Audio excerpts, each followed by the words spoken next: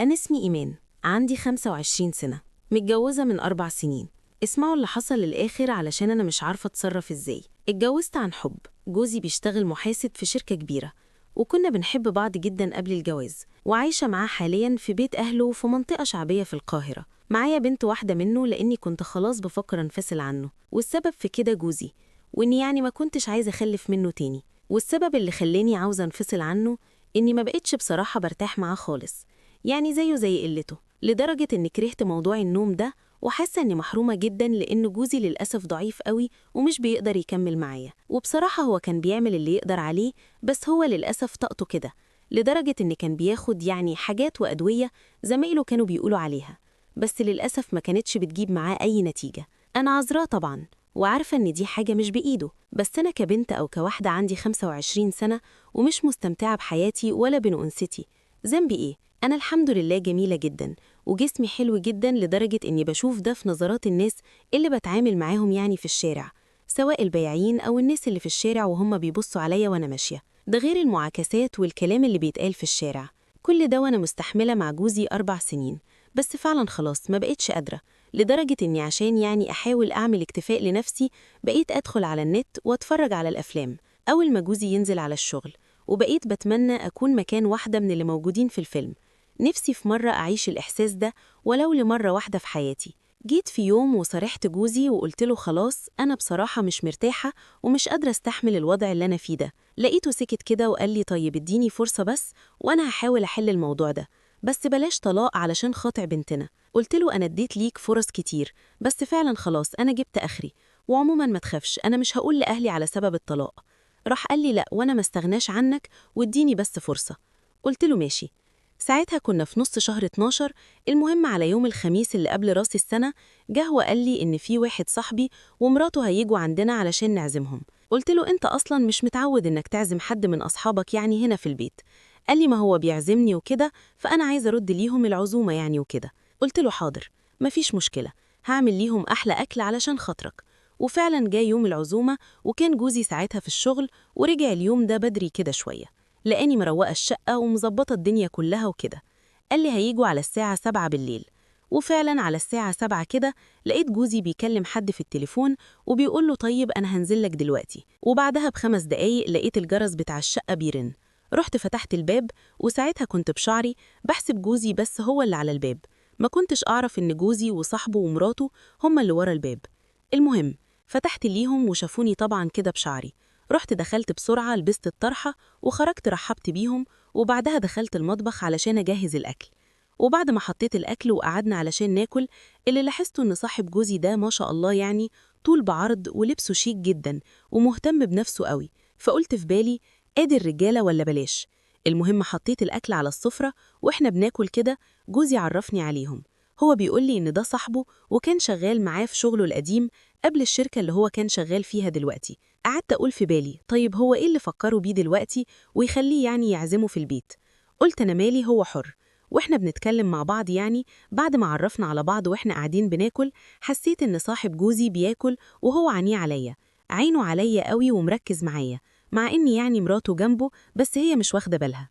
ساعتها اتوترت قوي ومعرفتش آكل. المهم بعد ما خلصنا أكل وقمنا دخلنا قعدنا في الصالون، جوزي قام وراح نادى عليا، فرحت ليه وقال لي أنا هنزل أشتري حاجة ساقعة وبعد كده هشتري قهوة علشان تعملي لي شوية حاجات كده نشربها يعني في البيت وكده. وإحنا قاعدين قلت له ماشي. جوزي نزل من هنا ومرات صاحبه دخلت الحمام، وبقيت قاعدة أنا وصاحبه لوحدنا في الصالون. لقيته بيقول لي ذوق اللي مختار الألوان بتاع الشقة دي هايل قوي. قلت له أنا اللي مختارة الألوان دي كلها. قال لي ذوقك حلوة قوي يا بخته بيكي، لو أنا أعرف إني هكون مرتاح نفسيا هنا كنت طلبت منه يعزمني عنده من زمان. قلت له والله كل ده علشان الألوان اللي في الشقة عجبتك؟ قال لي بصراحة الألوان اللي في الشقة وحاجة تانية. قلت له إيه هي الحاجة التانية اللي عجبتك؟ ملحقش يرد عليا، كانت مراته خرجت من الحمام وأنا هتجنن وأعرف منه إيه اللي عجبني تاني.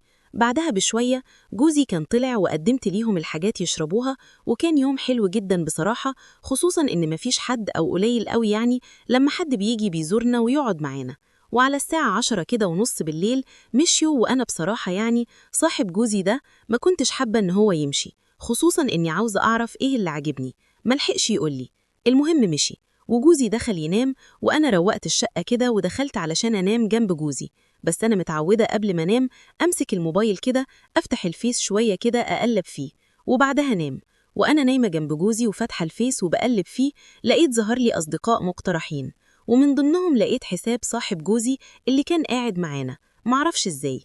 فقعدت أفكر أبعت ليه طلب صداقة ولا لأ، خفت أحسن يقول لجوزي بصراحة وتبقى مشكلة.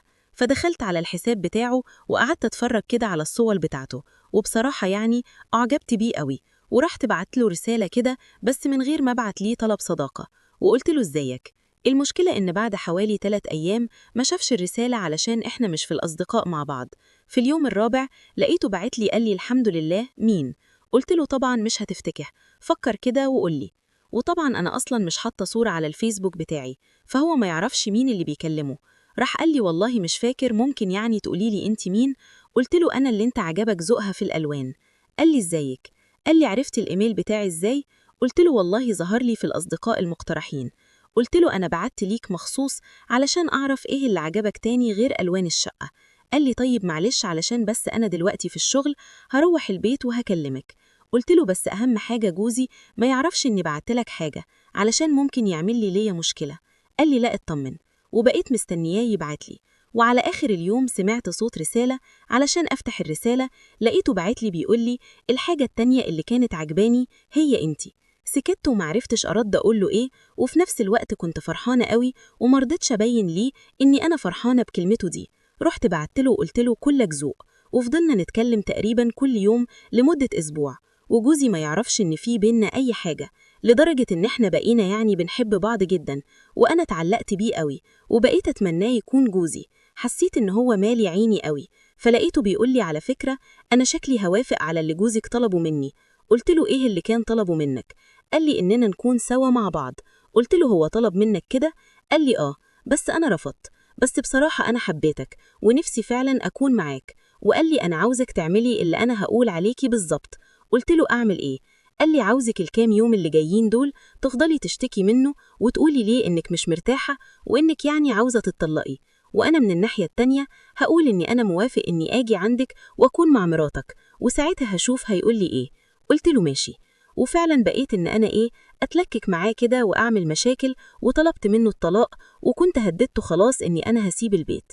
بعدها بيوم لقيت صاحب جوزي بعت لي رسالة بيقول إن هو كلمه وإن جوزي موافق إن هو يجي عندنا. وفعلا بعد 3 أيام لقيت جوزي بيقول لي فاكر صاحبي اللي كنا عزمناه عندنا قبل كده؟ قلت له فاكراه. ماله؟ قال لي هيجي عندنا بعد بكرة. طبعا أنا عملت نفسي مستغربة وقلت له يجي ليه؟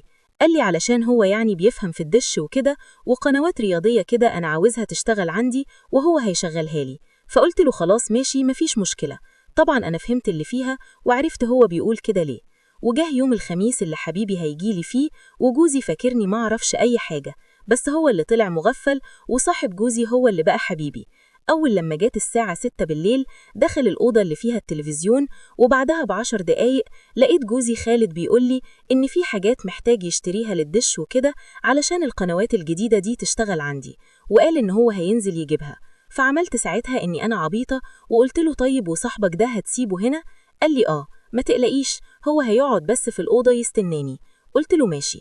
ونزل من هنا وقفل باب الشقة وراه، ولقيتني داخلة لحبيبي الأوضة، لقيته قام ووقف وبيضحك لي قوي، فرحت مقربة منه، راح واخدني في حضنه، والأول مرة في حياتي أحس إن في راجل بجد حضني. حسيت إني قبض في إيده لدرجة إني ما بقتش قادرة أقف على رجليا، أعصابي كلها ثابت. وفضل يعمل كل حاجة كنت محرومة منها، وفضل معايا حوالي ساعة، وأنا أقول جوزي ممكن يطلع دلوقتي. قال لي لا ما تخافيش، جوزك مش هيطلع إلا ما أنا أرن عليه. لأول مرة أحس إني ست، وأول مرة أحس إني بجد ما كنتش متجوزة، أول مرة أعيش الإحساس ده واستمتع بيه. بعد ما خلصنا قمت وأخدت دش وغيرت هدومي، كان هو رن على جوزي، وجوزي طلع ودخل قعد معاه في الأوضة، وبعدها بساعة مشي، وأنا دخلت نمت لأني كنت خلاص ومش شايفة أي حاجة قدامي، وجسمي كان همدان قوي. واليوم اللي بعده فضلنا نتكلم على النت، ولقيتني بقول أنا ما أقدرش أستغنى عنك، أنت لازم تيجي عندنا على طول، معرفش إزاي، ولازم تتصرف. وفعلا بقى يظبط كده مع جوزي ويجيلي كل أسبوع ساعة لحد النهاردة، وده اللي بقى مصبرني على جوزي، ما بقتش أطلب منه الطلاق. بس بقى يجي عليا أوقات بحس إن أنا يعني اللي فيه ده غلط وما ينفعش إن هو يحصل. وفي نفس الوقت لو صاحب جوزي ده مجاليش أو يعني اتأخر عليا بحس إني هتجنن، لأني خلاص اتعودت عليه قوي وما بقتش أرتاح إلا معاه، لأنه بقى بيعمل كل حاجة معايا وهو اللي بقى محسسني إني فعلا متجوزة.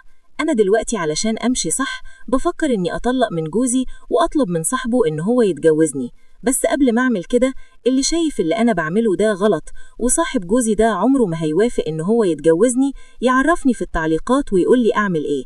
طبعا مستنية نصايحكم وتعليقاتكم لأني بجد محتارة، مش عارفة، مش عايزة أفضل كده ما بين جوزي اللي ماله أي 60 لازمة وبين حبيبي اللي نفسي أعيش معاه اللي باقي من عمري. أرجوكم حد يقول لي أعمل إيه.